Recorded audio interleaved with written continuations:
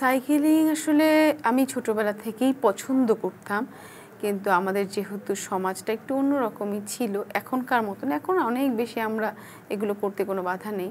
কিন্তু আমার মনে আছে ২০০০ সম্ভবত ৬-৭ এর দিকে আমরা একটি নারী দিবস উদযাপন করার জন্য একটি সাইকেল অভিযানে করা হয়েছিল, আয়োজন করা হয়েছিল। যেটি করেছিলেন সজল খালেদ, যিনি গত পরশুদিন ওনার এভারেস্ট সামিট ডে ছিল এবং সে এভারেস্ট সামিট করে ফিরে আসার পথে উনি আর না ফেরার দেশে চলে যান। তো সেই সজল ভাইয়া আয়োজন করেছিলেন যে নারী দিবসে মেয়েদের সাইকেল অভিযাত্রা হবে। তো আমি সেই দলে যুক্ত হই।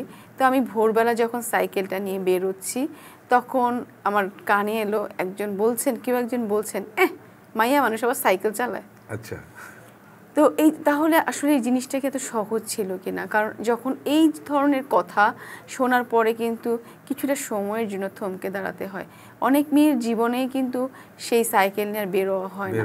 আর আমার যেটা আমার ব্যক্তিগত, যে আমার ক্ষেত্রে যেটা হতো আগে, যেটা একটা টিনেজ সময়ে যখন আপনি এই নিশাত মজুমদার হন সেই সময়কার গল্প, তো তখন আমি চেষ্টা করতাম আমাকে সবাই ভালো মেয়ে বলবে, আমাকে আমার আশেপাশের মানুষরা বলবে ভালো মেয়ে। তো ভালো মেয়েরা তো সাইকেল চালায় না, ভালো মেয়েরা খেলতে যায় না।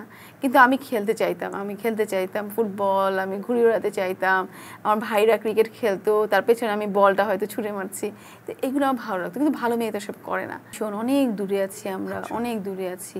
কারণ আমি যখন দেখি পত্রিকার পাতায় দেখতে হয় যে কাজ শেষে যে গার্মেন্টসের মেয়েটা বাড়ি ফিরছে, সে নিরাপদে বাড়ি ফিরতে পারে না, তাহলে সে ভ্রমণ কিভাবে করবে?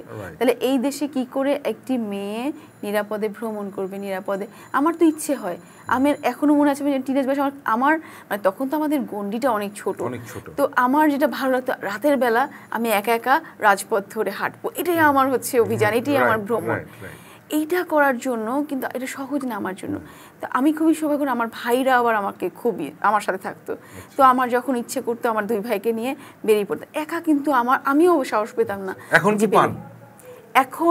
এখন আমি নিজের থেকে চেষ্টা করি সব কিছু যৌক্তিকভাবে সেগুলোকে মোকাবেলা করার জন্য।